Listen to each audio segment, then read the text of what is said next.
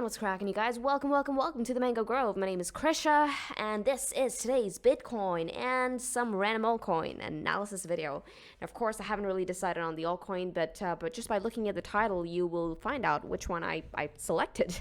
So with this, we can jump right in. I want to start off by wishing each and every one of you a very, very happy weekend. Now, I will try and keep this video as short as possible. I know that I always say I'm going to try and keep it short, but I never end up keeping it short because, hey, there's just so much to talk about with Bitcoin's volatility. However, I do have a bit of an agenda, which I have not written down just yet. However, I'll tell you what it is, okay, that we're going to be talking about today. Now, while the Mango dashboard right now, okay, now we're sort of seeing a pullback, right, on all of the 4-hour time frames, on all of the lower time frames. There's this consolidation that's leading into a bit of a pullback.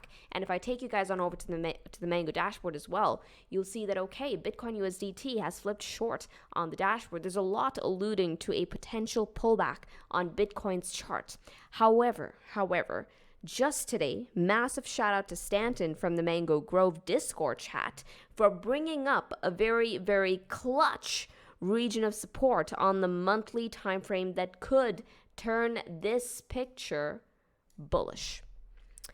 Okay, yes, this overarching trend could actually continue even further up. Okay, so I'll be giving you the conditions onto which either side of the trade triggers, okay? The trigger to the upside as well as the trigger to the downside. And then at the end, we will be wrapping up today's video with the altcoin of the day. Now, speaking of altcoins, I did want to give Ajesh from the Mango Seed program a massive shout out for actually catching the FTM trade that I had proposed to you guys a couple of days ago. It's not even been too long, when I showed you guys the FTM trade setup. But Ajesh messaged me a couple of days ago saying, "Hi Krisha, how are you? This FTM is my best trade in a year. Every time I look at it, I think of you."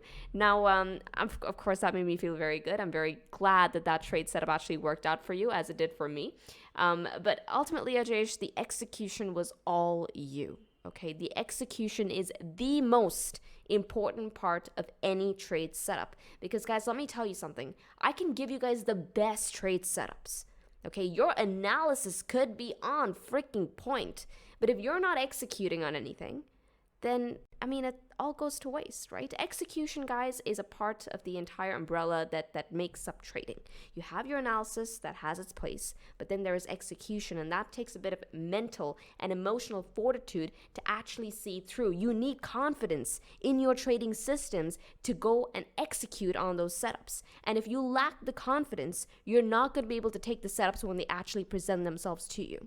Now, Ajesh is a seedling. He's got access to all of the tools and techniques as well as a risk management system to get him in and out of these trades safely. However, if you are someone lacking the systems, this is where you actually put in the work to come up with those systems. Now, we have a bunch of free resources on the Mango YouTube channel that you can use to, start getting familiar with these indicators. That way you can start building systems around these indicators, okay? Start back testing them, because that's one way in which you can actually start building confidence. Confidence is what's going to get you to execute on these trade setups properly.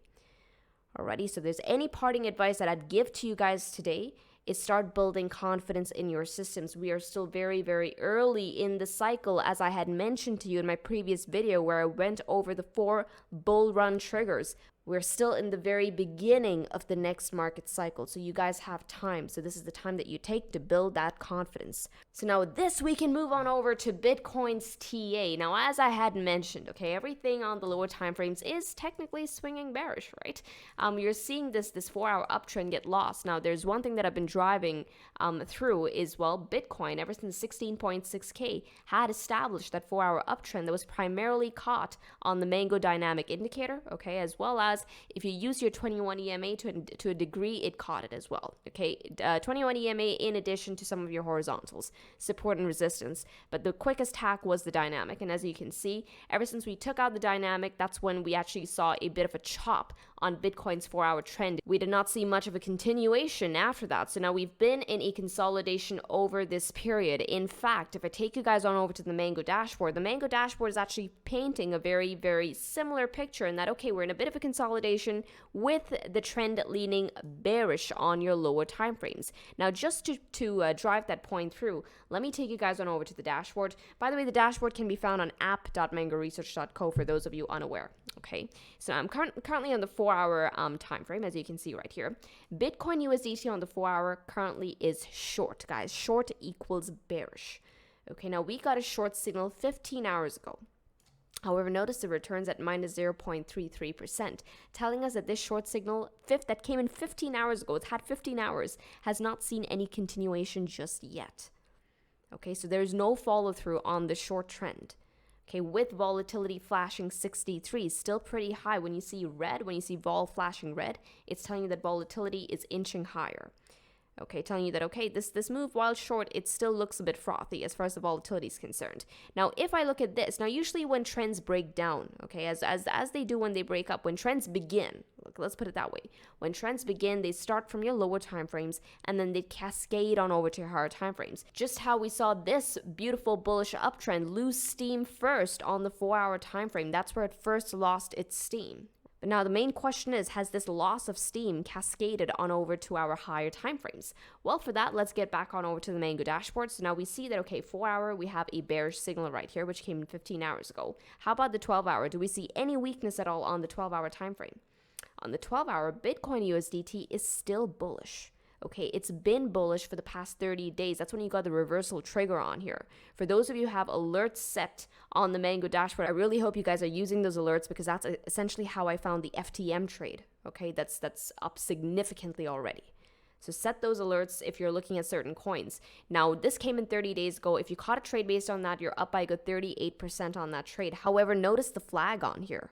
We have potential bearish divergence. So now we have a short trend on the 4-hour time frame, and now the 12-hour is showing us potential bearish divergence. If this short trend actually starts seeing follow through and the bears manage to take Bitcoin down even further, we could see the 12-hour bearish divergence actually trigger. Now, if we get a trigger on that potential bearish divergence, we could then look for a further pullback from Bitcoin. Now, but for that, we first need to set in conditions. At what point do we actually see a trigger on the divergence? So now we know that, okay, 4-hour is swinging short, okay? If that short trend continues, we could see a trigger. So now first, let's go ahead and establish the conditions to when this bearish divergence triggers, and then we can move on over to the 4-hour time frame to see if we actually get that further pullback, if that short trend on the dashboard does see follow through. Right, so we'll set in conditions for that as well. Now on the 12-hour time frame, as you can see, I have my Mango Mom on right here, which is a derivation of the RSI with some other nifty, cool trend features on it. Now, as far as the divergence is concerned, I think it's a rather simple one right here. You can see that we have a series of higher highs on price action, but then if you look at the RSI, we have lower highs on RSI, telling us that, okay, that buyer momentum is dying out. But now at what point does the bearish divergence actually trigger to the downside? Well, for that, keep it very, very simple. We break the 21 EMA on the 12-hour time frame, so I'm looking for a confirmed close underneath the 21 EMA. I'm saying that this bearish divergence has gone off, at which point I will be looking for further continuation to the downside from Bitcoin. All right, so that is going to be the condition, guys. 12-hour 21 EMA is going to be the condition that I look for. Alrighty, now what is the target that I'll be gunning for to the downside? Well, for that, let's get on over to the daily time frame. Okay, I'll be looking towards my daily levels then. That's where I'll be expecting the next sort of bid opportunity to come to us. And for that, I'll be looking primarily towards my Mango dynamic levels.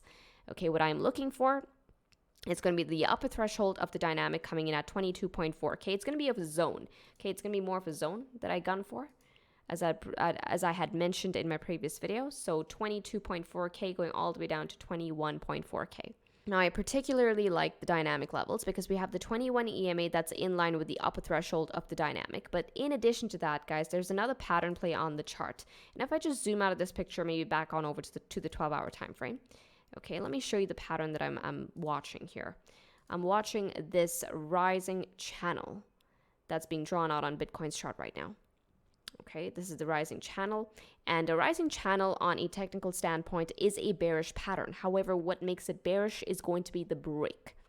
Okay, so that break is also going to line up with the 21 EMA breaking on the 12-hour time frame. Now, if I go ahead and take the measured move of that pattern, plot it on the break, where will that take us down to?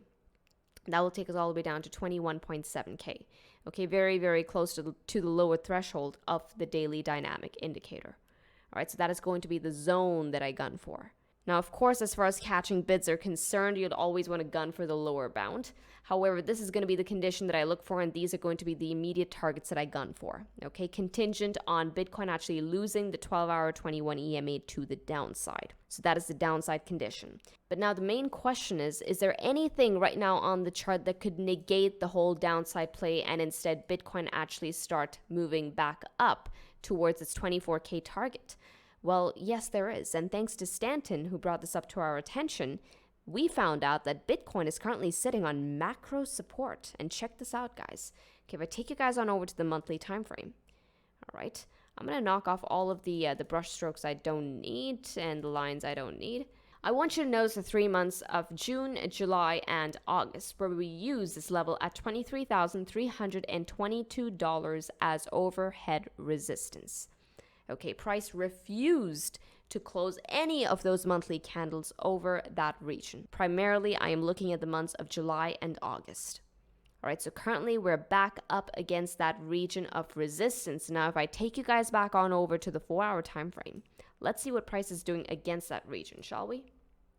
And currently, guys, we're holding it as support.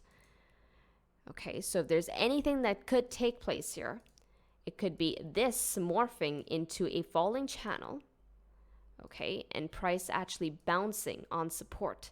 So as far as that 4-hour short trend is concerned, we could see continuation contingent on us actually losing this level to the downside. Okay, we start breaking down from here. Okay, so I'm looking for 2 4-hour candle closes underneath that region.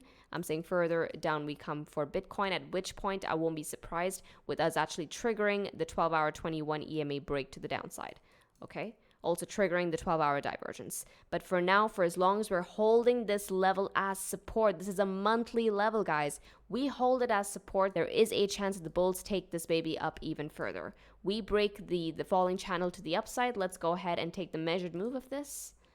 Okay, the measured move will take Bitcoin back up to, well, $24,000.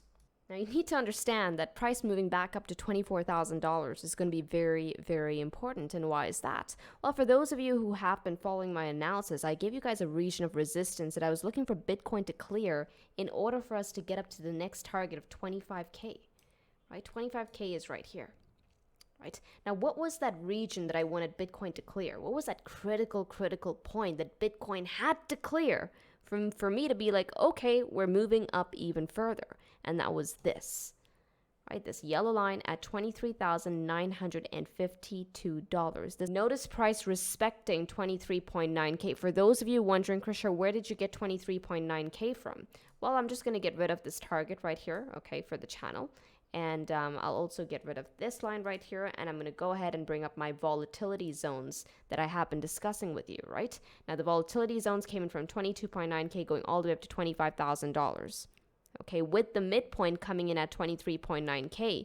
Now, you guys know how I like looking at that midpoint. If price lives over the midpoint, I'm saying that the bulls have the edge. If we're under the midpoint, then I'm saying the bears have the edge. Right? If we meet the target of the falling channel, that will push us over the midpoint, at which point I'm saying that, all right, we start closing candles over that region. I'm saying further up we go. What is the next target to the upside? Same thing, $25,000 for Bitcoin. So now eyes on monthly support at 23.3K, because for as long as we're holding that as support, even on the 4-hour time frame, the bulls could pick this up further. Okay, if we break the channel, then further up we go. All right, what will we be taking out at that point? Well, check this out. We'll be taking out the Tenkin, the 10 SMA, the 21 EMA, as well as the Mango dynamics. So we will be living over all critical regions on the 4-hour time frame if this triggers to the upside.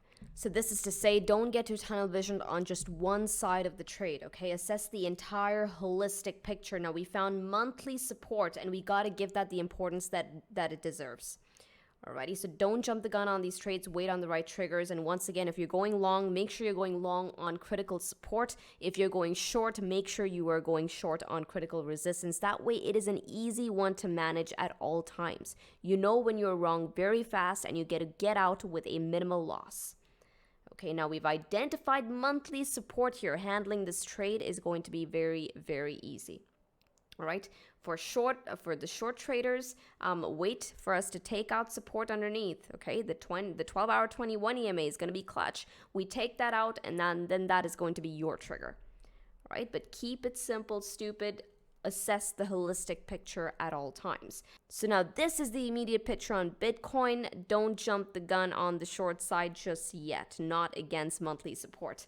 Okay, now with this, we can get on over to the altcoin of the day. Now, as far as the altcoin of the day is concerned, I do want to go back onto Solana because first off, I don't think I did a very good job explaining my trade thesis on Sol the other day. So we'll be getting back on over to Solana, and I'll be giving you that trade update on. I'll be giving you the trade setup on Solana. Now we're first going to start off with the Mango dashboard. Now I'm on the 4-hour time frame, and I actually found Sol first on the Mango dashboard. I was looking at the volatility and the trend. So I want to usually see a long trend on the dashboard, and I want to see volatility on those low blue numbers, telling me that hey, when the bulls step in, they can step in with a lot of firepower. They have a lot on their side when volatility is flashing very low. Okay, so now I found that on Sol. Now, this is how, by the way, I found FTM.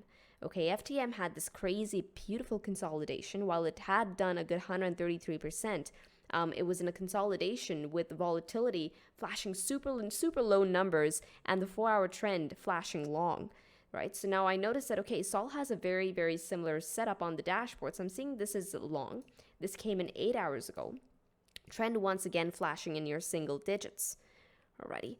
Now with that, let's get on over to, well, the chart to see what is Sol really up to. So as you can see here, that Sol already has been trending, okay? It's already done a good what was this? A good 167%.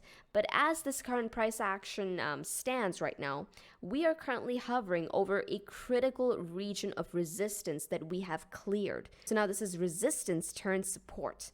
Now, I've drawn out an entire red box territory for you right here. So this is going to be the trade setup, okay? From support all the way up to the overhead resistance at $30.46. The bid support comes in at $24.58, okay? Now, what is this range? While it may look very, very tiny on my chart, this is still a good 23% to the upside. So essentially what I was looking here, the signature that I caught on Solana's chart was a signature against the red box territory, okay? Primarily the 2454 region of resistance and support. So if I take you guys on over to the 2-day time frame, okay, the signature I caught was on the 2-day time frame. I zoom into this price action right here. What my observation is this: every time Solana gets 2 confirmed closes into the red box territory, we rally to the upside. Okay, it is a nice, beautiful, swift rally to the upside, getting us up to the top of the range, which in our case is going to be $30.33. However, the trigger to our trade setup is 2 confirmed candle closes over 24.54 on the 2-day time frame. Now, question is, do we have that trigger? Right? Do we have that trigger? Let's go ahead and zoom in to this price action. And what do you know? We do have that trigger. Okay, so now we have 2 confirmed closes over that region. So the bid opportunity in this regard would be $24.54. Target to the upside comes in at $30.46. When are you invalidated on this trade? Well, as soon as Bitcoin closes this 2-day candle underneath $24.54, you know that you are wrong on this trade very, very fast. Okay, at which point it is going to be a very, very easy exit with a minimal loss. What we are looking for at this juncture is continuation to the upside. Why I really, really like this chart right now is not only that we've closed over, we have confirmation over a critical level, but I want you to notice the consolidation here. We have an ascending triangle bull flag. All right, this is like waiting to break up. At least that's what it's looking like. It's looking freaking beautiful. We have a series of higher lows, and as far as the highs are concerned, we have a bit of an equilibrium there on the highs. Now, I already have a position on this, which I will be managing off of the $24.54 region, okay? But I do believe that this is a great trade opportunity, and what makes the trade a great trade opportunity is how easy it's going to be to manage. All right, I'm going to know when I'm wrong on this one very, very fast. We close this candle underneath $24.54. I know I'm wrong. I'll be getting out of my trade. Keep it simple, stupid. Alrighty, but if I'm looking at the measured move of the ascending triangle to the upside, let's go ahead and take that. Quickly plot it on the potential break. Plot it right here. The ascending triangle move will take us up to $33.58. As far as the bull flag is concerned, let's go ahead and mark that out very quickly. Okay. As far as the bull flag is concerned, we are looking at, let's do this. Plot it right here. Plot it on the potential break. Oof, this will take us up to $55.82. I don't think we get up there in one fell swoop, even if we start breaking resistance overhead. I think it's going to be more of an ebb and flow in price action before we get up to the targets. But yeah, I totally see $33.51 on the books though. But first stop, guys, $30.46. And that too, believe it or not, is a very, very good trade opportunity. Okay, that's going to be a good 23% to the upside to $33.51. That's going to be a good 36% to the upside. Alrighty, but this is the immediate trade opportunity on Solana, and quite frankly, according to me, is one of the better ones I'm seeing across the board right now. So yeah, I'll be focusing on my next Solana trade. Now, yeah, this is all I have for you for today. I hope you guys enjoyed this analysis. I know there was a lot of TA, but since it's the weekend and since people are more worried about immediate price action and immediate pullbacks and people are just gunning for all of that, I figured we'd focus on price action today. But of course, I'll bring you more in the next update. Now, if you guys enjoyed this one, make sure to smash the like button. And hey, enjoy your weekend, and I will see you in the next update. With this, trade safely, trade stress-free. Trade the mango way, trade the easy way. Ciao, you guys.